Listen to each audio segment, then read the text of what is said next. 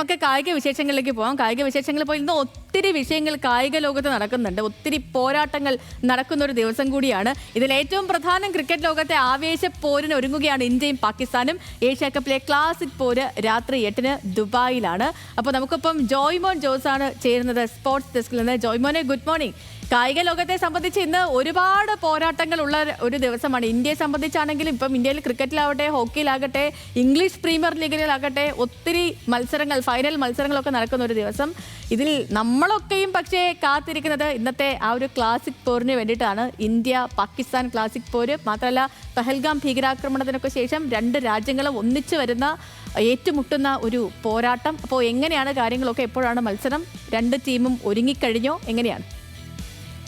തീർച്ചയായും സേതു, അതായത് ഈ കായിക ലോകം ഏറെ കാത്തിരുന്ന ഒരു പോരാട്ടമാണ് ഈ ഏഷ്യ കപ്പിൽ ഇന്ന് നടക്കുന്നത്. അതായത് ഇന്ത്യ പാകിസ്ഥാൻ. അതായത് നേരത്തെ പറഞ്ഞതുപോലെ പഹൽഗാം ഭീകരാക്രമണത്തിന് ശേഷം ആദ്യമായി ഇന്ത്യയും പാകിസ്ഥാനും നേർക്കുനേർ ക്രിക്കറ്റ് മൈതാനത്ത് വരുന്നൊരു മത്സരം കൂടിയാണ്. അതായത് ഈ ആക്രമണത്തിൽ 26 ഇന്ത്യൻ പൗരന്മാരുടെ ജീവനെടുത്ത ഭീകരാക്രമണത്തിൻ്റെ സാഹചര്യത്തിൽ പല താരങ്ങളും, സീനിയർ താരങ്ങൾ ഉൾപ്പെടെ ഈ മത്സരം ഉപേക്ഷിക്കണം, ഇന്ത്യ ബഹിഷ്കരിക്കണം എന്നുള്ള പ്രതിഷേധങ്ങളുമായിട്ട് കായിക താരങ്ങളും അതുപോലെ തന്നെ കായിക പ്രേമികളുമൊക്കെ രംഗത്ത് വന്നിരുന്നു. അപ്പോൾ ഏറെ ഉറ്റുനോക്കുന്ന ഒരു മത്സരം കൂടിയാണ് ഇന്ന്. അതായത് ഒരു തിരിച്ചടി, അതായത് ക്രിക്കറ്റ് ലോകത്ത് പാകിസ്ഥാനെതിരെ എന്നും ഒരു മികച്ച പ്രകടനം കാഴ്ചവെച്ച ടീമാണ് ഇന്ത്യ. അതിപ്പോൾ ഏഷ്യ കപ്പിൻ്റെ ചരിത്രം പരിശോധിക്കുകയാണെങ്കിൽ 1983 ഏഷ്യ കപ്പ് തുടങ്ങിയത് മുതൽ ഇന്നീ സമയം വരെ ഇന്ത്യ പാകിസ്ഥാൻ്റെ 19ാമത്തെ പോരാട്ടമാണ് ഇന്ന് നടക്കാൻ പോകുന്നത്. അപ്പോൾ ഇതുവരെ കഴിഞ്ഞ 18 മത്സരങ്ങളിൽ 10ലും ഇന്ത്യക്ക് വിജയിച്ച് കയറാനായി. അപ്പോൾ അതിൽ 6 എണ്ണത്തിലാണ് പാകിസ്ഥാന് ജയിക്കാനായത്. 2 എണ്ണം റിസൾട്ടില്ലാതെ മത്സരം ഉപേക്ഷിച്ചിരുന്നു. അപ്പോൾ ഈ ഒരു കണക്കുകൾ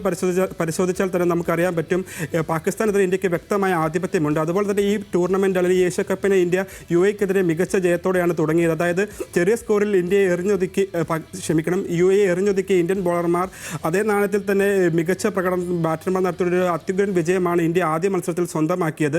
അപ്പോൾ ഈ രണ്ടാം മത്സരത്തിൽ പാകിസ്ഥാനെതിരെ തകർത്തെറിയാനാകും ഇന്ത്യ ലക്ഷ്യമിടുക. അപ്പോൾ സൂര്യകുമാർ യാദവിൻ്റെ നേതൃത്വത്തിൽ ഇറങ്ങുന്ന ടീമിൽ മലയാളി താരം സഞ്ജു ഉൾപ്പെടെ ടീമിൽ ഇടം പിടിക്കും എന്നാണ് നമുക്ക് ഇപ്പോൾ കിട്ടുന്ന വിവരങ്ങൾ. അതായത് കഴിഞ്ഞ ആദ്യ മത്സരത്തെ ടീമിൽ യാതൊരുവിധ മാറ്റവും കൊണ്ടുവരാൻ ആഗ്രഹിക്കുന്നില്ലെന്ന് പരിശീലകൻ ടെൻ ഡോഷറ്റെ പറഞ്ഞിരുന്നു.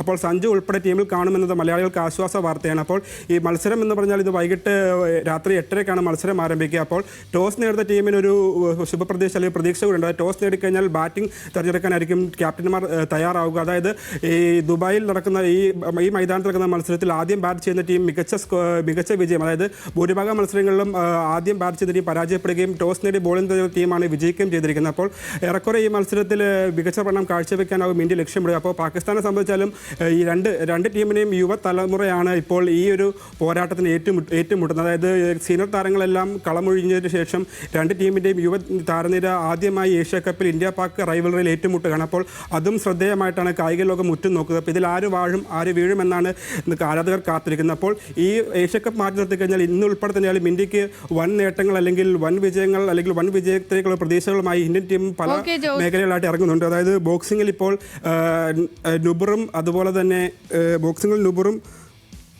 തന്നെ മെഡൽ നേട്ടം സ്വന്തമാക്കിയിരുന്നു. അപ്പോൾ ലോക ചാമ്പ്യനായി ജാസ്മിനും ഇപ്പോൾ പട്ടം ചൂടിയിട്ടുണ്ട്. അപ്പോൾ ഇന്ത്യയെ സംബന്ധിച്ചപ്പോൾ വളരെ നിർണായകമായ ഒരു ദിവസമാണ്. അപ്പോൾ അത് ഹോക്കിയിലേക്കാളും വനിതകൾ ഇപ്പോൾ ഏഷ്യ കപ്പ് ഹോക്കിയിൽ ഫൈനൽ പോരാട്ടത്തിന് ഇറങ്ങുന്നുണ്ട്. സേതു. ഓക്കെ ജോസ്, അപ്പം പറഞ്ഞ പോലെ സമീപകാലത്ത് നമ്മുടെ കായിക ലോകം കണ്ടതിൽ വെച്ച് ഒത്തിരി ഇവന്റുകൾ വരുന്ന ഒരു ദിവസം കൂടിയാണ് ഇന്ന്. ഇതിൽ നമ്മളൊക്കെ പിന്നെ കാത്തിരിക്കുന്നത് ഇന്നത്തെ ക്ലാസിക് പോരാട്ടം അതിനു വേണ്ടി തന്നെയാണ്, അല്ലേ?